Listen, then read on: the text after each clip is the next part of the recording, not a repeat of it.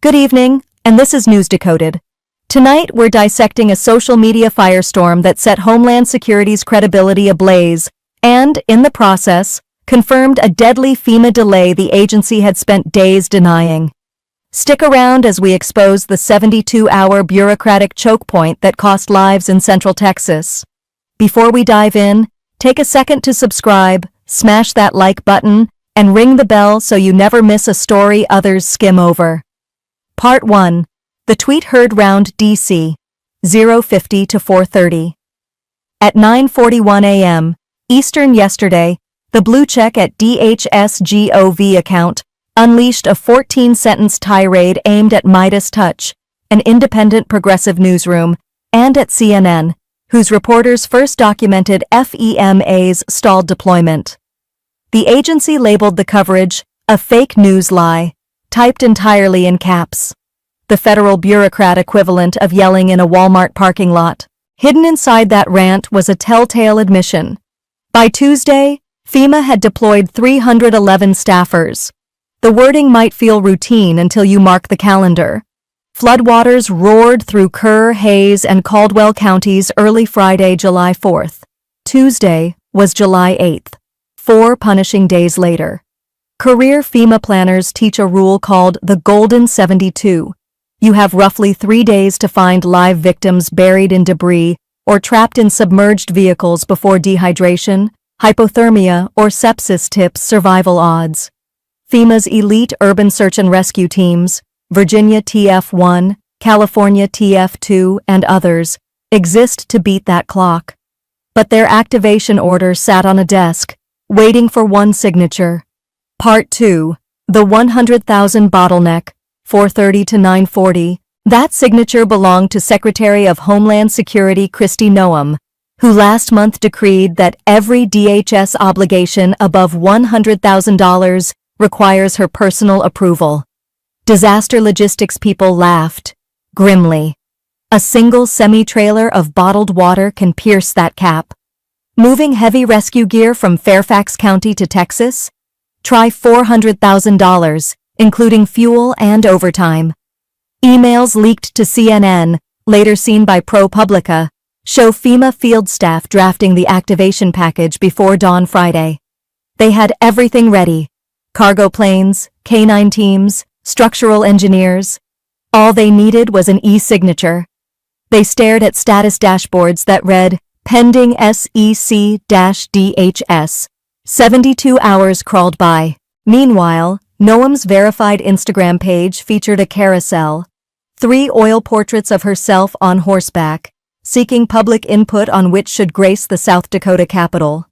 Same black stallion, same sunset blush, same $50,000 watch half hidden by a fringed gauntlet. The post gathered 42,000 likes in 24 hours. Somewhere between those hearts, Sofia Velasquez, age 8, slipped from the missing list to the deceased list. Part 3. Flood physics and bureaucratic chaos, 9:40 to 15:10. Hydrologists clocked the Guadalupe River crest at 38 feet, a wall of water equal to a 3-story building. Parents at Camp Mystic hustled campers onto rooftops. 2 cabins splintered off foundations like styrofoam cups.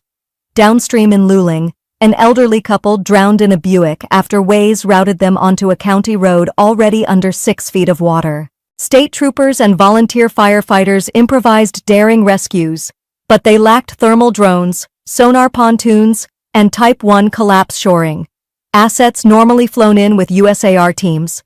Cell towers failed. Amateur radio operators stepped in. The National Weather Service office responsible for flash flood warnings was operating 6 vacancies short, including its lead coordinator, a hiring freeze symptom. Governor Greg Abbott held a press conference where he compared disaster blame to losers in football. Championship teams don't point fingers, he said, pivoting to a special legislative session, not for disaster mitigation, but for redistricting maps that shrink urban Democratic seats. Part 4. Federal versus State, a philosophical gambit, 1510 to 2030. In Fox News interviews, Noem framed the FEMA choke point as deliberate philosophy. "We shouldn't make decisions for local communities," she said. The comment echoed a policy memo circulating inside the White House. Rethink FEMA, state-led, locally executed. Critics call it Katrina on repeat. History shows why. When Iowa levees failed in 2008, local budgets vanished in 72 hours. FEMA's $700 million surge money kept Davenport alive. After Superstorm Sandy, New Jersey mayors slammed red tape, yet still relied on $48 billion in federal funds. Strip that back, and affluent counties survive. Poor ones drown. Senator Andy Kim fired off a letter demanding Noem's full hurricane season plan, highlighting that her memo promises 5 business days for each contract review. NOAA predicts 19 named storms this Atlantic season, 5 major hurricanes. Do the math. 1 Cat 4 landfall could trigger 400 contract actions. 5 days each equals a paralyzing queue while eye walls shred rooftops. Part 5. Trump's Incredible Response and the Optics Machine, 2030-2510. Donald Trump phoned NBC's Kristen Welker to praise Noem. She was literally the first person I saw on TV. Visibility has replaced capability. In campaign rallies, Noem dons a tactical vest beside an ice bearcat, films TikToks in a firefighter's Nomex in Alaska, and posts drone shot reels at Tekaluka Mega Prison. Emergency management veterans from Katrina to Maria warn that ring lights can't tow high-water vehicles. DHS's tweet storm ended with self-congratulation. Secretary Noem's historic first-of-its-kind approach is moving money faster than ever. Tell that to Kerrville Mayor Judy Eichner, who berated reporters like first graders rather than answer why flood sensor sirens were unfunded. Tell that to families still combing mesquite thickets for relatives because cadaver dogs arrived a day late. Part 6. The Human Toll. Names, not numbers. 2510-2930. Emilio Rios, 34, Amazon driver, turned onto FM 2722 moments before the asphalt vanished. Amira Farouk, 11, texted, "Water is rising," at 1:27 a.m. Her phone pinged under debris 600 yards from Camp Mystic. Luis and Maribel Torres, retired teachers, strapped life vests and waited on their roof. Neighbors heard screams as the house broke apart. These are not abstractions. They are casualties of minutes lost, approvals unsigned, and a doctrine that valorizes states' rights over a unified rescue net. Part 7. Fixing the Failure. 2930-3300. Congress can act, exempt life-saving missions from spending caps, mandate 24-hour contract approvals during Stafford Act emergencies, fund NOAA's vacant seat fast fill program, and require Senate-confirmed FEMA administrators with on-scene disaster credentials. The White House could rescind Noem's memo by midnight.